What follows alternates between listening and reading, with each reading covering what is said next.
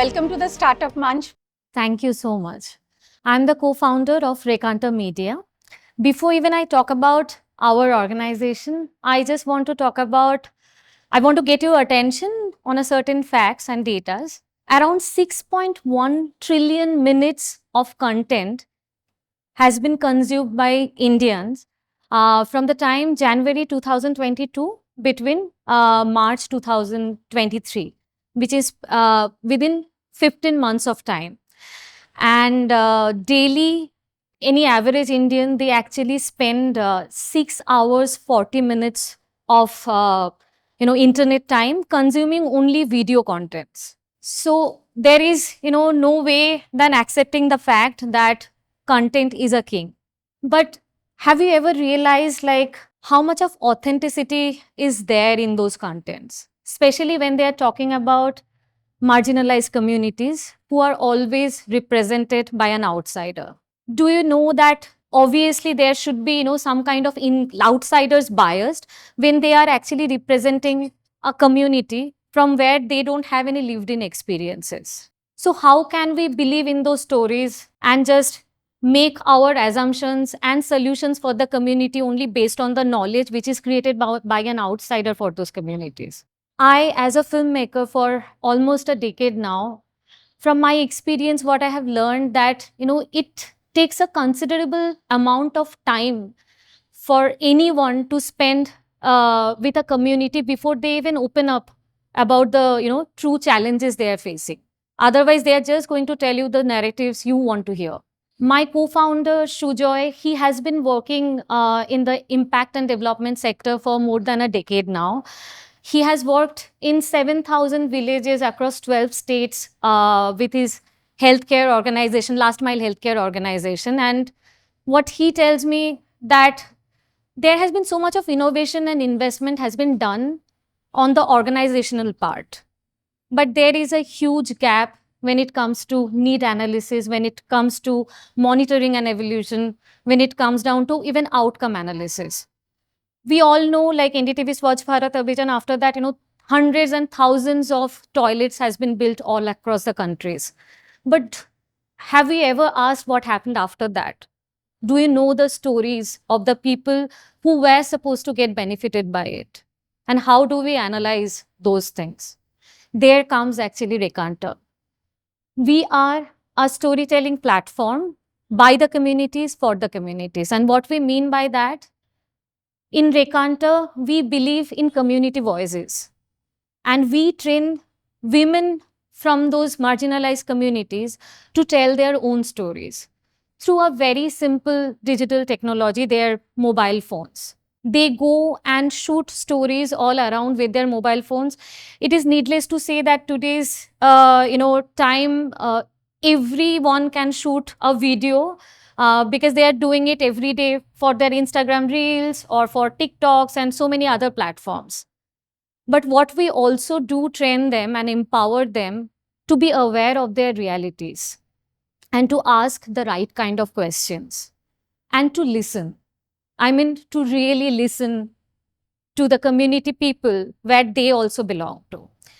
And by that, what we gain, we understand like, spending a considerable amount of time, we really don't have that in our hand. So how we can actually fast that particular aspect of it, and the only way to get it done is if you are involving a community member to tell their own stories, their challenges and whatever they are facing. So I would want to show one film which has been recorded by our storytellers whom we call Kathakars from Sundarban in different islands. And we did this story for iCure, the Last Mile Healthcare Organization. They were actually working in Sundarban.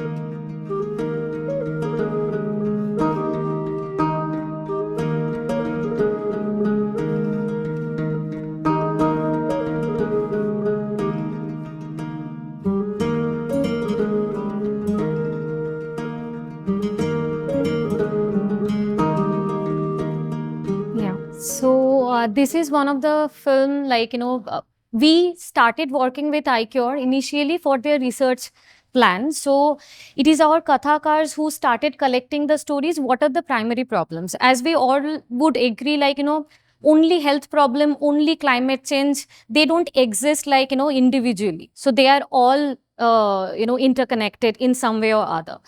So our Kathaka started collecting these ground stories where they found out, like, how the livelihood, lack of livelihood choices are pushing the women to spend a long time in saline water.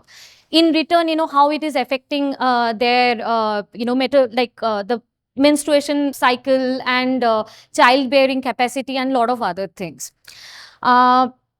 iCure, they have been doing this work for a long time now, but in their impact report, they just mention, like, hundreds and thousands of, lives of people we have touched. But what Rekanta has done for them is, brought out the faces and the human stories behind those numbers.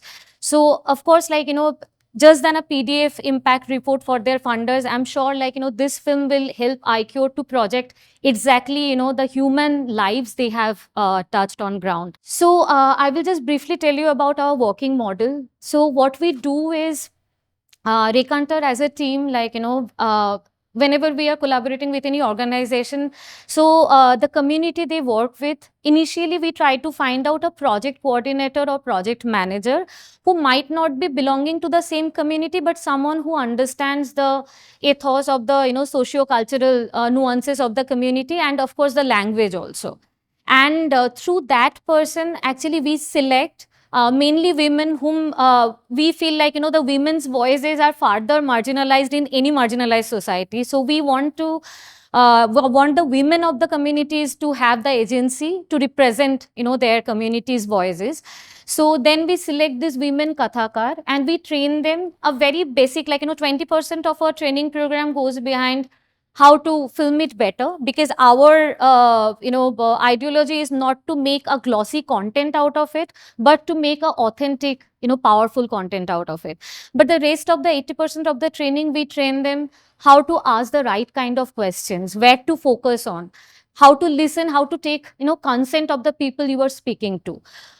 So that's how we start collecting these stories. The post-production is done by our back-end team so far, but we also have a plan gradually, to help them edit their own videos also, so that, they become more self-sufficient when they are creating any content. Our, like, main business model is, like, in the B2B, we are actually collaborating with different corporates and organizations, and we are helping them in, like, this contents what these Kathakars bring. They are so multidimensional that, that can be used in many aspects, like for the need analysis, for the monitoring and evaluation part, hugely, because they belong to the same community. So it's a actually low cost, high impact model in that sense. And also, after the intervention is over, if we need to do the outcome analysis, they belong to the same community, so they can keep on collecting this audio visual, datas from the community, so that, you can analyze whether your intervention has really worked, or when you're moving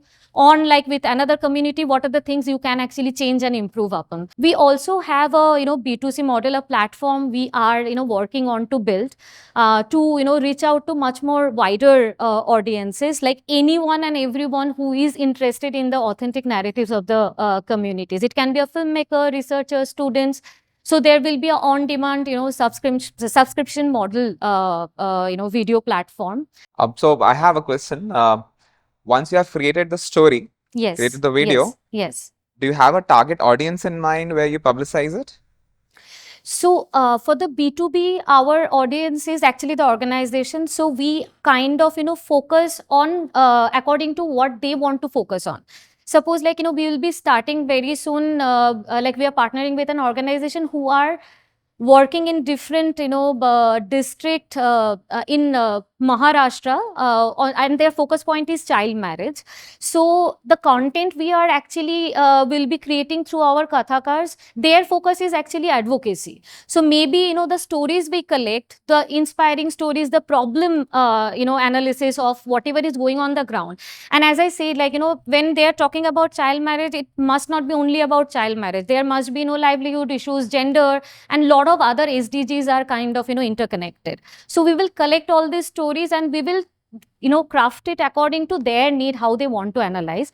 But when we will be going for our video platform, that time, of course, we will be having more targeted, marketing in terms of, getting the attention of the people who really, believe in communities' stories. So right now, if I understand it right, the model is like that somebody will approach you and they want to cover a story, and then you help them create that story through all these video clips and kathakars of yours, right? Right. Okay. And then you get paid by the people, Organization. by the Yes, organizations. yes. Got it. So that is your monetization model. Yes, that's the B2B model, yeah. All right. How big is your team now? So we have 8 to 9 members like the core team. But apart from that, we have many storytellers like Kathakars, if we count them. So I think we have around 20 people. So if somebody comes to you, some organization comes to you and tells you to create a story of a different geography where you have not been operating so far. Right. So there you will need to create new kathakars from that community? Yes. Okay. So see, your business model is definitely unique in the sense that, it as you rightly said, it brings in a lot of rawness into the entire picture, and that adds credibility to the overall thing. But isn't your business model itself a bottleneck for your expansion? Because, for example, if every time you have to spend your time and resources training a new set of people to create this story, the expansion will be limited that much, right? How much time do you spend to train these people? Right. So we have a 1 month of training program. So before going there, as I said, we find out a project manager who might not be belonging to the same community, but we try to get a project manager who has a certain kind of media background. So all we need to do is to align that person's vision with our company's vision. And after that, our core team actually travels to the geography, and along with the project manager, we have 10 days of on-ground, training program, which is done by our internal team. And after that, the project manager take it forward for, rest of the 20 days of training program. Is your business model more cost effective also compared to the traditional one? 100%, because they are doing a part-time job. What you're it is a fractional, cost of when you hire, because I work as a filmmaker, so I know it's very fractional cost of, when you hire a professional filmmaker to go there. And they won't be spending if you hire them for 3 days, you need to pay them for 3 days. So your cost goes higher when you expect them to spend little time and to understand the ground reality and give you a more. On an average, how much time does it take to complete, say, a film like this for one project? So our Kathakars, each Kathakar is actually recording 5 to 6, stories each week. So these are the films which are made at the end of the intervention. IKO's intervention was won in that particular island for almost 4.5 months. So they were doing some work. So they have started collecting, and this is just one of the film where we have made it for their impact analysis part. Yeah. All the very best to you. Thank you. Thank you. Thank you. Thank you.